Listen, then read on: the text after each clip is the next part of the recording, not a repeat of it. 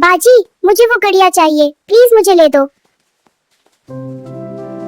मेरी प्यारी बहन, जब अल्लाह पाक हमें पैसे देगा ना, तब मैं तुम्हें सब कुछ लेकर दूंगी।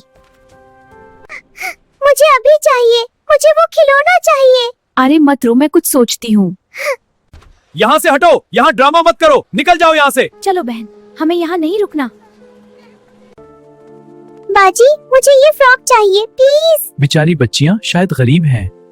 मुझे ये सेब चाहिए, मुझे ये सब चाहिए। बहन, मेरे पास वाकई पैसे नहीं हैं। मैं अपनी बहन के लिए सब कुछ लाऊंगी, चाहे मुझे कितनी ही मेहनत क्यों ना करनी पड़े। देखो बहन, मैं तुम्हारे लिए पैसे ले आई हूँ।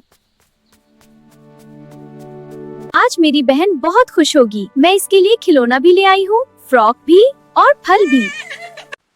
बस थोड़ा सा रास्ता रह गया है, मेरी बहन मेरा इंतजार कर रही होगी। बहन, मैं तुम्हारे लिए सब कुछ ले आई, काश तुम मुझे एक बार और देख लेती। बहन, मुझे ये सब कुछ अब नहीं चाहिए। तुम्हारी यादें ही मेरे पास काफी है। खुदा हाफिज बहन, खुदा हाफिज। कभी भी अपने घर वालों को जिद करके तंग मत करें।